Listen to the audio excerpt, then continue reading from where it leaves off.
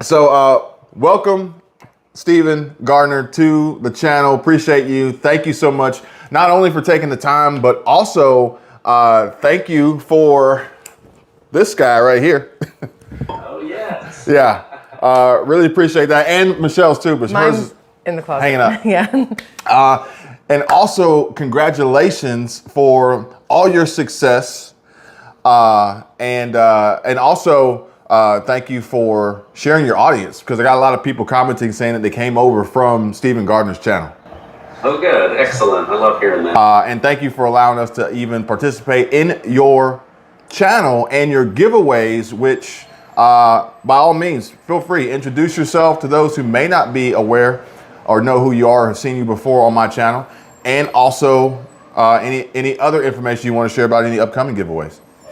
Absolutely. My name is Stephen Gardner. I have a YouTube channel with 1.25 million subscribers. I've been on YouTube for about 14 years, but it didn't really take off until about the 13th year. So there's a lesson there in not giving up, but I try to cover what's going on in the country and in international news each day, and then do interviews just like this to bring on other people. And then my wife and I, we feel fortunate for the sponsors that want to work with our channel each month. And so this month, thanks to generous video sponsors, we're doing a $10,000 giveaway. One person is going to win $5,000 in cash, and 5 people are going to win $1,000 in cash. And it's just so fun to be able to give that money away, hear people's story. But in the meantime, I just enjoy helping people digest what's going on in the country, because you can't make good financial decisions for your family if you're not in the loop on what's really going on. And so that's where I try to come from, is just a daily dose of what the heck is going on. That's awesome. I like that. Yeah, that's really cool. We're going to get into it. I want to let everybody know what we have in store. We're going to talk a little bit about, what's going on in the White House, the economy, your personal finances, business finances, war, conflicts, and a variety of other things. But one of the other things was that I wanted to say that I really like what you do and how you connect with your audience, your subscribers. I know at 1.25 plus million, it's far more difficult to respond to every comment, but I will say, for firsthand experience, it's like you are actually who you say you are, and the winners receive their prizes. Mm-hmm. Yeah, no, it was nice to have you guys in my home. Gosh, what was that, 2 Decembers ago? Oh, that was a while ago. It was a lot of fun, though. Time to come through Utah again, but yeah, I mean, every now and then people accuse me of not giving away the money, and I just think, oh my gosh, you know how much trouble I would get in if I wasn't really doing these? Like, I have a lawyer that oversees everything. The winners are randomly generated, so I'm not biased in any way. So anyway, it's exciting to be a part of that.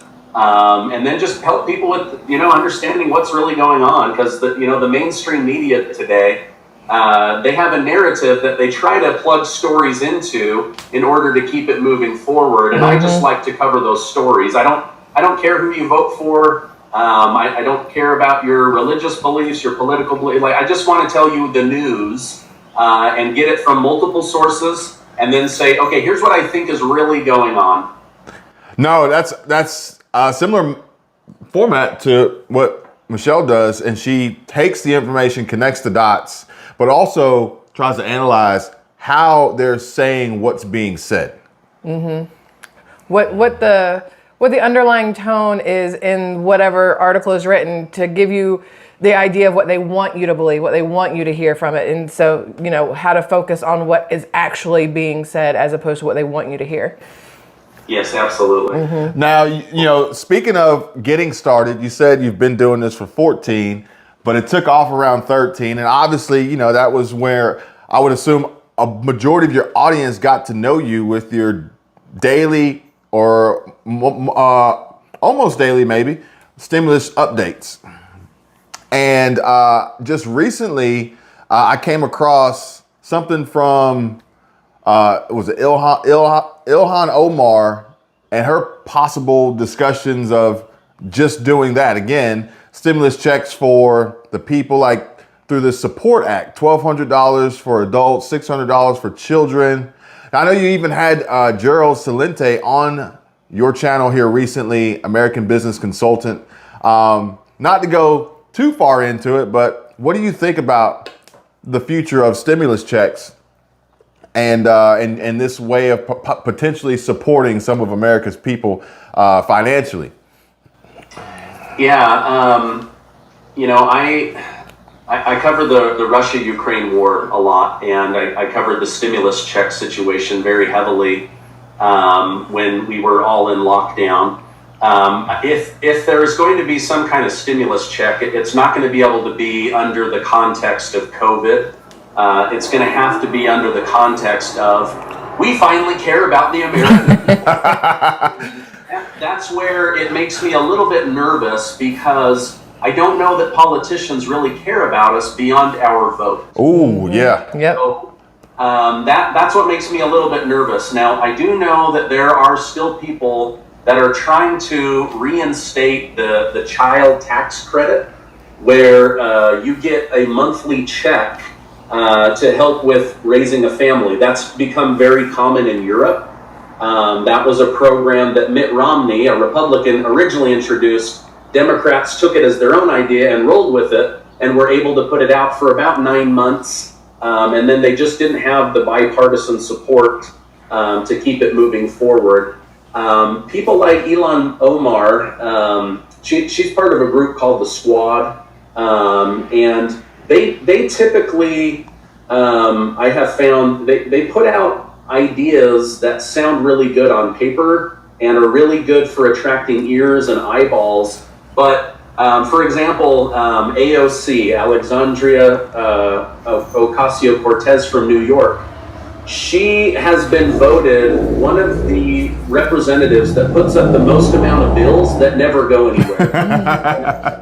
So, like, she has a record. Unfortunately, it's a bad track record. And so I don't know where it would go. Now, as much as I hate seeing what's going on in Ukraine and in Russia, it does kind of sicken me to know that we have so many domestic problems here in the United States, and yet we're just flippantly voting money out of the American Treasury. That's really bothersome to me. During the stimulus check situation, I started realizing, oh my gosh, how many hundreds of billions of dollars are we giving away to other countries? Meanwhile, we have this fentanyl crisis, the border crisis, the homeless crisis, the welfare crisis, the food stamp crisis. Like, it goes on and on and on. And unfortunately, as you know, the rich get richer and the poor get poorer. And so channels like yours and mine, we try our best to educate people on side hustles, investing, being smart with your money. But at the end of the day, it's really hard to know what government leaders will actually do versus what they will say they will do in order to get clicks and eyeballs and votes. So I'm not really sure that what she has to say has any real teeth to it. But it sounds good, and I would love to see struggling Americans get more financial help. Like, I pay a lot in taxes, and I don't like it. I stroke the check and send it off to the IRS. And I think the reason it hurts so much isn't because the amount of money is high. It's because I know they're going to waste the money.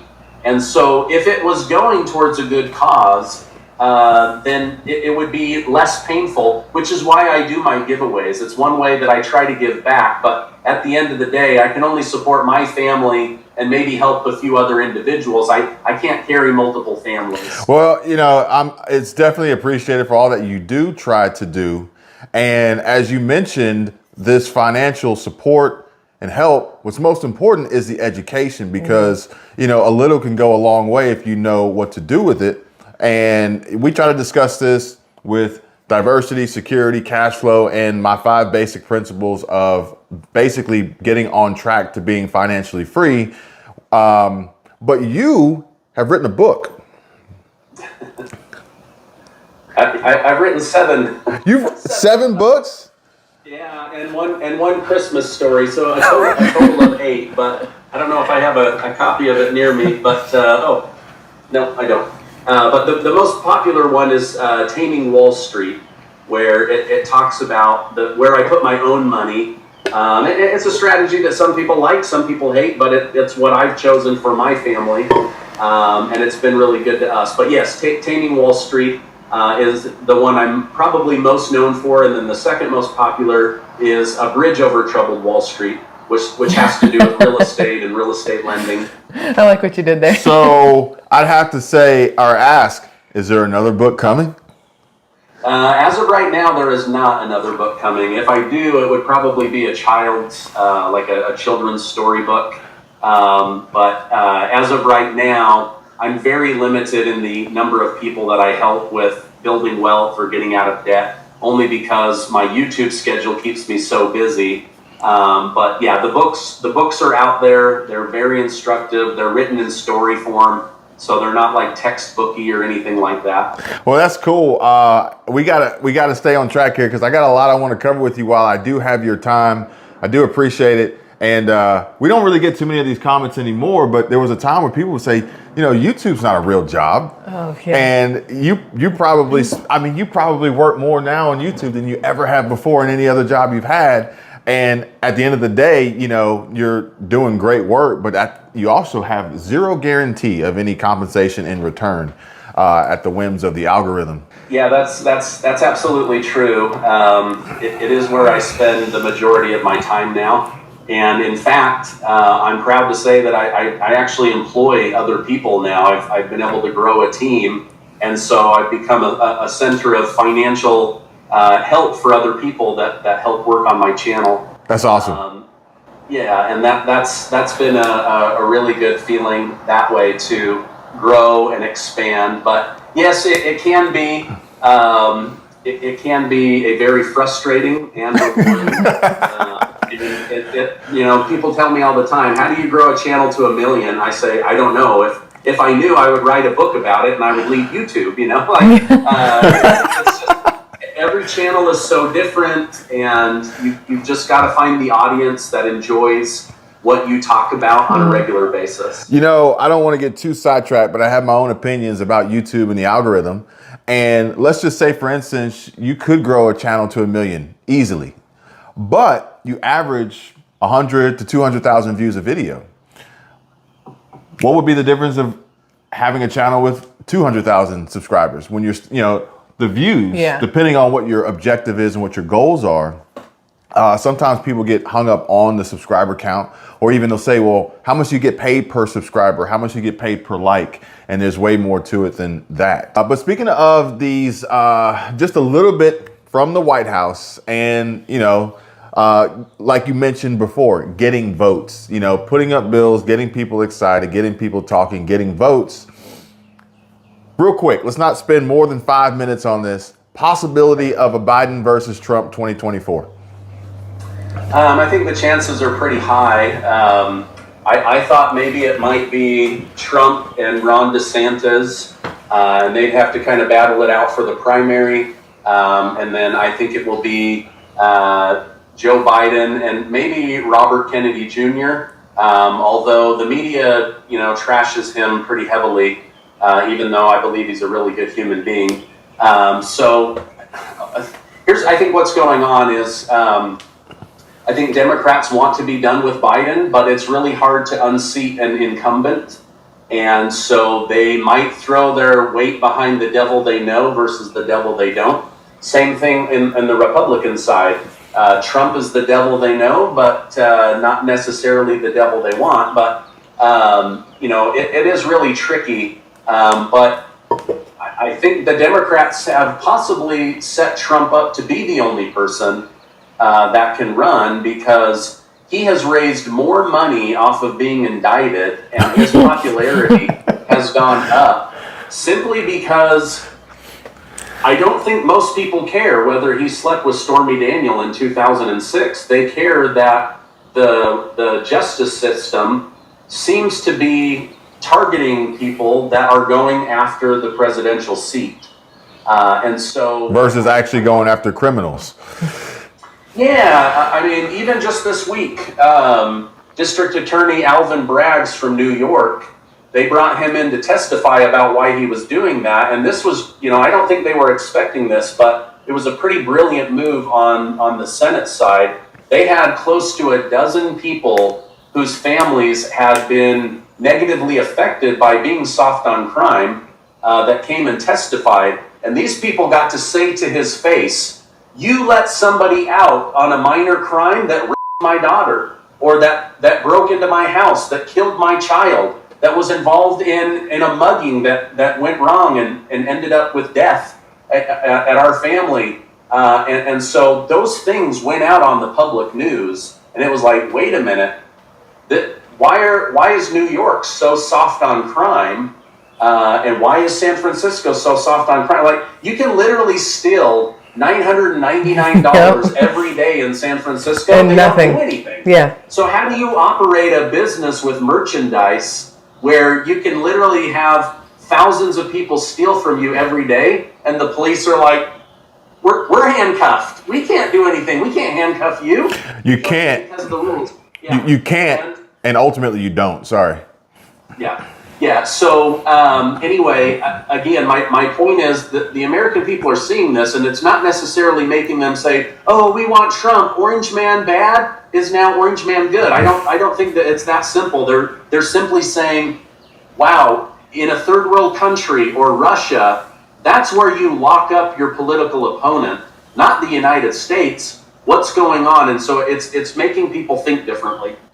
And speaking of which, I saw Trump briefly on Fox News. I think it was with Hannity or maybe with Tucker Carlson. And he mentioned what he could potentially do if, he were to win, even before he took office. Can Trump put an end to the war? I don't know about that. He says he would end it in 24 hours. I do believe he would go about it very, very differently.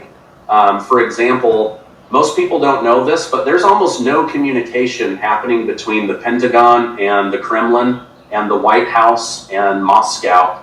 And that's really, really dangerous. Putin feels so backed into a corner, they won't even take phone calls from the United States anymore. The only back channel they have is through the military to make sure that they're not killing each other in Syria as they steal oil from the Syrian people. But it's a little bit dangerous that way. I do think Trump would probably be pretty insistent on calling on Putin. Hey, we've had a good relationship in the past. Return my phone call. I think there would be a lot of effort to do that. I think that he would probably immediately cut off money to Ukraine and say, you guys get to the talking table because there's no more money or weapons coming. I think that would change everything. I do think things would be a little bit different, but would it end within 24 hours? I don't know. Would it be totally different? I don't know. I do think we may not have had this war to begin with if Trump was in office. And the reason being is most people didn't know how Trump would react militarily, and that put them on edge. For example, it's a big no-no to target and basically assassinate a top general of another country. And yet Trump called for a kill shot against General Soleimani of Iran. And the world was like shocked, like, whoa, nobody ever does this. And he was like, you killed our people, I take you out. And so it just made people really nervous. And then instead of fighting with North Korea, he's like, hey, why don't we meet? Why don't we I'll come to your country and we'll shake hands, unarmed, and let's try to find a resolution to this. And they said, oh, he's crazy for talking to North Korea. Well, North Korea stopped working on their nuclear program. They stopped firing rockets over Japan. There was a lot of things. So again, I can't say what the outcome would be, but I can say that the approach would have been very different. But again, I don't know what the outcome would have been. Yeah, and the outcome is like very, very questionable as these new reports continuously are released and new dialogue unfolds, with the most recent being this espionage act of this 21-year-old at the Pentagon. And now, ultimately, from what I understand, releasing information, revealing Taiwan's weaknesses, being unprepared for an attack. What do you think about this? Now, I know you've had direct interviews and intel from Colonel McGregor, Colonel Tony Schaefer. You spoke with Scott Ritter and others. What are we potentially not being told about these documents? Yeah, I'll be on with Colonel Tony Schaefer here in about 30 minutes to get more details on it. But basically, my understanding is this 21-year-old National Guard airman who should have zero access to the reports that only the Joint Chief of Staff, the highest in the military under the President of the United States, receives, and somehow was able to leak those and disseminate that information, and it went on for weeks and months undetected. Something doesn't smell right about all of this. Either there are way more weaknesses at the Pentagon, or this person was potentially being set up, fed information. Don't put it past the White House to release information, condemn the release of that information, and then go off of, start a new plan based off of what the American public know. It's been very insightful to speak with these former CIA people, the people that brought the presidential briefings to different presidents, these high up military commanders and colonels. It's been very eye-opening about how much lying goes on, how much backstabbing, secret agendas. I mean, it's all very, very fascinating. I mean, Biden, for heaven's sakes, thinks that Ukraine is winning the war, and yet the top military papers say these guys are going to be wiped out in 60 days. They're going to have no way to defend themselves, no air defense. They're going to run out of ammunition this summer. I don't think we're being fed the truth. I think we're being fed a story so that they can continue to get access to taxpayer money. Now, if that actually ends up being true, would you then have to look at it as, wow, what a waste? All the money, all the resources. Yeah, I mean, there's a journalist, I don't know if you've heard the name Seymour Hersh, but he is the number one most reputable former New York Times journalist in the world.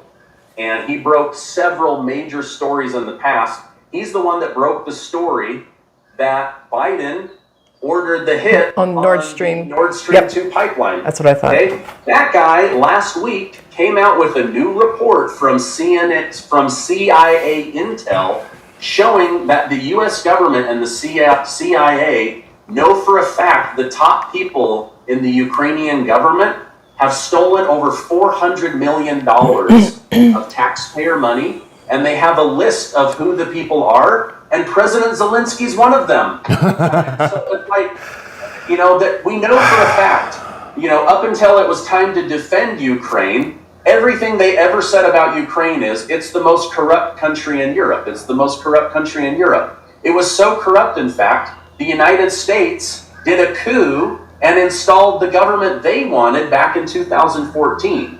And this is some of the reason that Putin is saying, wait a minute, you guys hijacked the Ukrainian government. They've got a Nazi problem that's out of control. You're now trying to make them a member of NATO. And now they're being used as a buffer between NATO and Russia. I mean, I just, I don't claim to understand everything, but what we're hearing from CNN, MSNBC, ABC, these are all propaganda talking points delivered to them from the White House. Again, this is all pushing an agenda. But then now these Pentagon papers come out and we realize, wait a minute, 7 Ukrainians are dying for every 1 Russian. These guys are running out of ammunition. These guys won't be able to defend themselves by the end of May. And yet General Milley and others, Lloyd Austin, they go before Congress and say, Ukraine is winning, and they absolutely can win this war with enough money and enough ammunition. It's like, I don't know. It's very hard. This is what is the perfect definition of gaslighting, where they tell you something long enough to the point where you're like, well, maybe I'm crazy. I guess maybe I'm not seeing the world the way you are, and then you change your opinion. That's what I think is going on. Unfortunately, with a lot of these media outlets behind it pushing that. Last but not least, let's just talk about money briefly, and quite possibly how all of what we've discussed is playing into the further devaluation of the dollar. Maybe inflation isn't our biggest worry here, and maybe, what BRICS is working on with their central bank digital currency and things like that moving forward. What do you think? There's no doubt that the BRICS nations are trying to create a conglomerate that can take on the US dollar.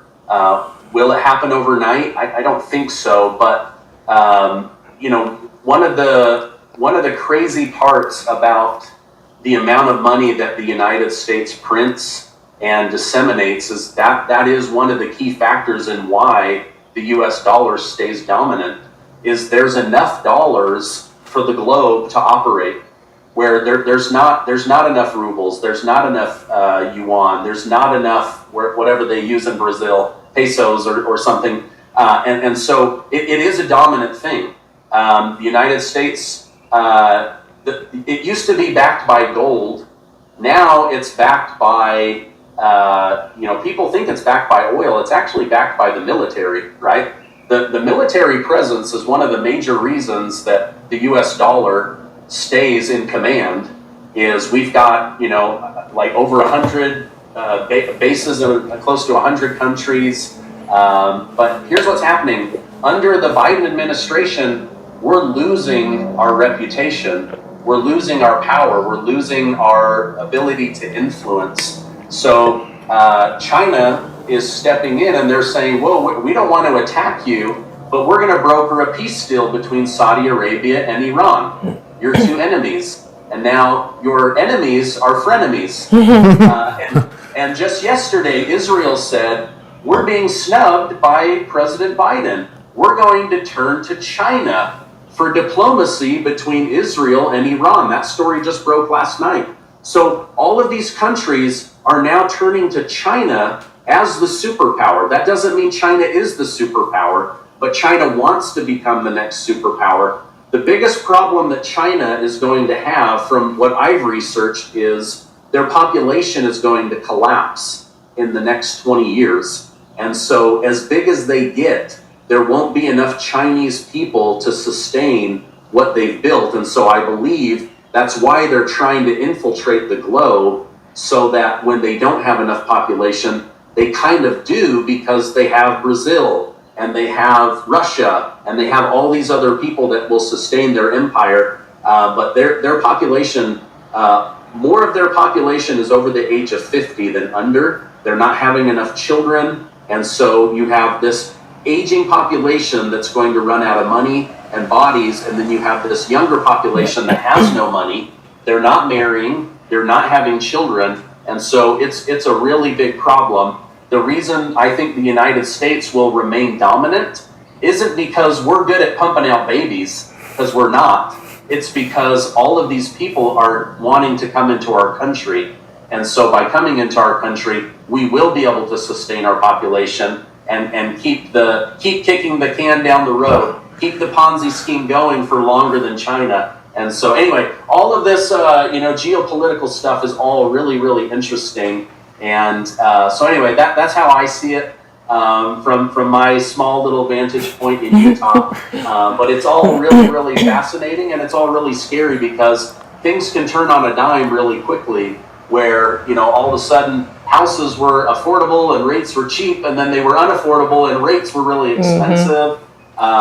People are losing money in the stock market. The bond market is, making people nervous. And then from there you get mixed voices, where some are saying this is going to be the best comeback year ever, and others are saying, are you kidding me? The S&P 500 is going to drop another 20%. So it's really hard to know. I don't have a crystal ball for what's going forward, but I do know that, working hard to make a good living, controlling your expenses, controlling your debt, and being a good saver who then invests, those are the people that are going to continue to get ahead. And really, those are just the basics. And so you don't have to be a Warren Buffett, you don't have to be a Jamie Dimon. Just do the basics and be a good saver, control your debt. Those are some of the very key basic things to getting ahead. And still, I still believe in the American dream. America is not a perfect country, and we're trying to become a more perfect union, but we got a long way to go. But I still believe in America. I still believe in the American dream. Well, I don't want to get on another topic because then we'll go over time.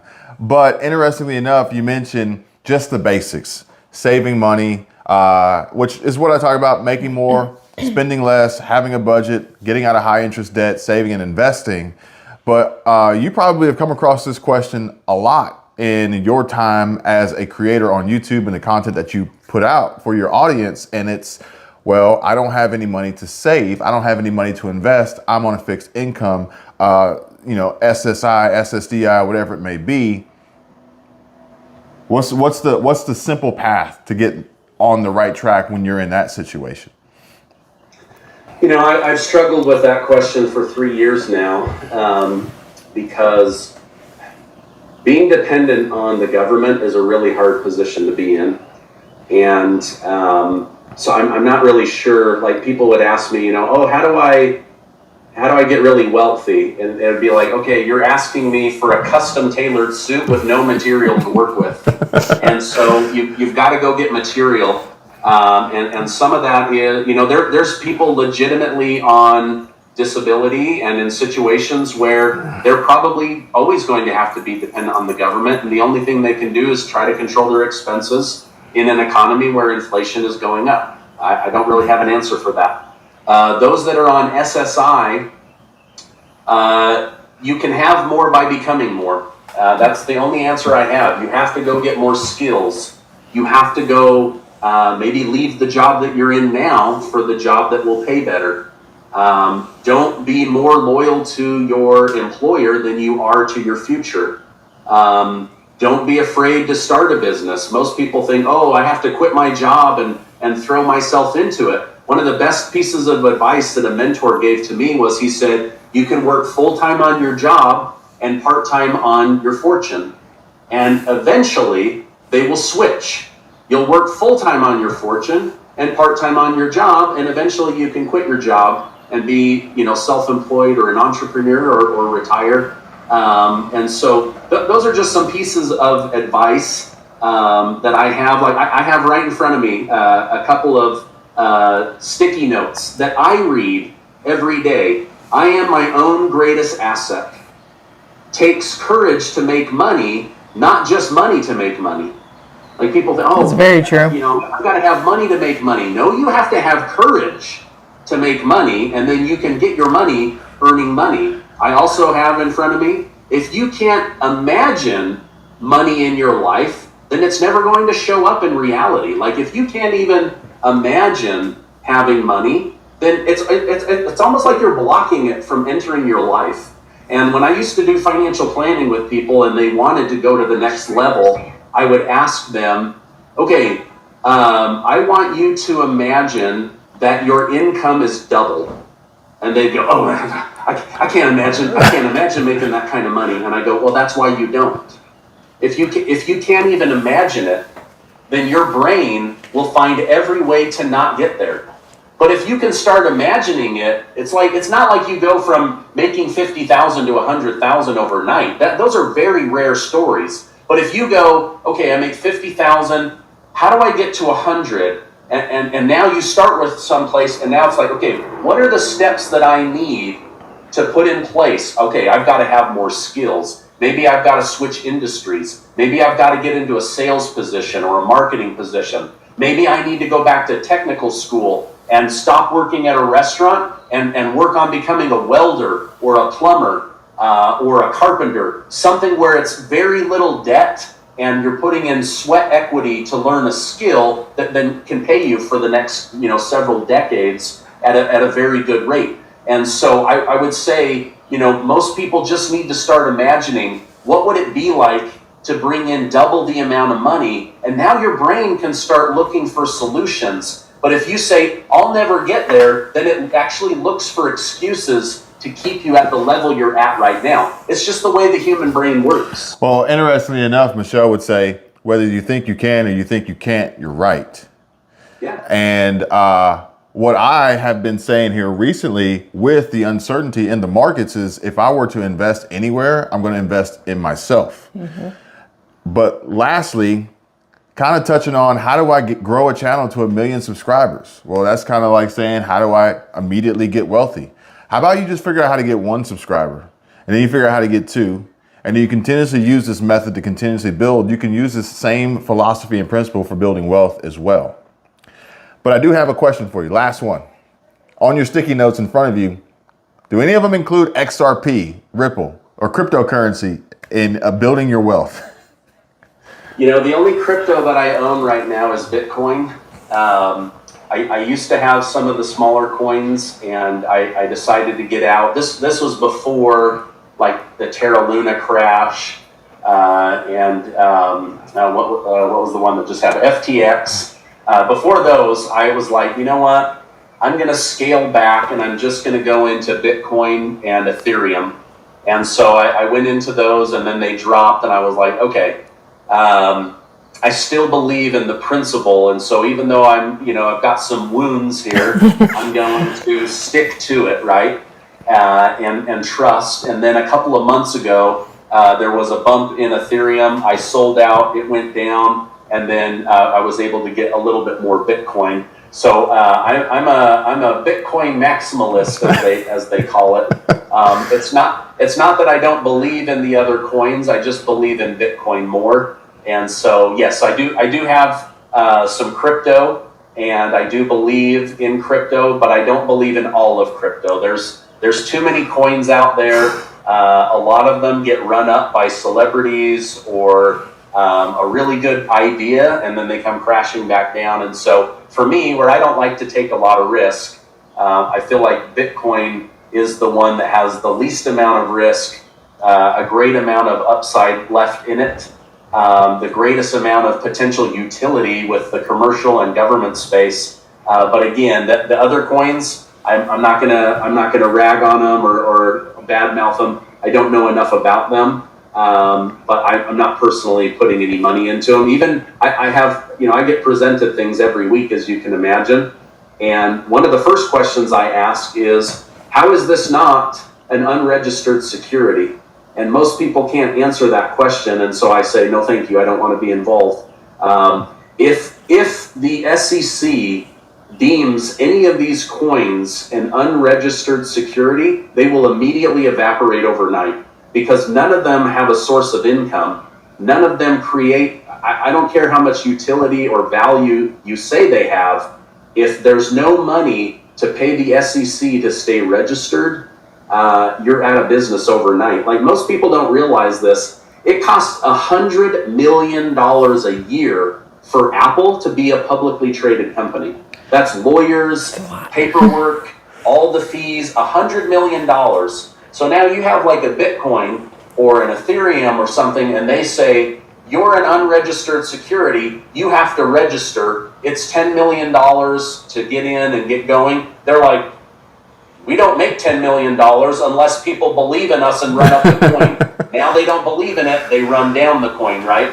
Or, okay, we can pay that one time, here we go. What about year 2? What about year 3? What about year 10? So again, this is just me. I'm not trying to discourage anybody, but when it comes to my own money, these are the things that I'm looking at, and I'm going, okay, Bitcoin is the only one that has been labeled as a property and not as a currency. All the other ones, hang themselves out there as if they're the next currency, and they will have to go through at some point. Is this a security? Is this a currency? Is this a piece of property? What is this? And if they're classified wrong, they could evaporate overnight, or they could shoot to the moon and be the next big coin. I don't know. So for those reasons, I'm only in Bitcoin at this point. I was waiting for the Shark Tank reference. For those reasons, I'm out. And for those reasons, I'm out. Well, thank you again, Stephen Gardner. We really do appreciate it. It was a pleasure talking to you, picking your brain. Hopefully the viewers will enjoy this conversation as well. And maybe this summer, last summer we didn't get a chance to. We didn't drive through Utah. Maybe this time we'll come through Utah. Yeah, we'll come knocking on your door. Only if you're going to make that bread. Only if you're going to make that bread again. Oh yes, yeah. Or we can go get tacos or something. Yeah.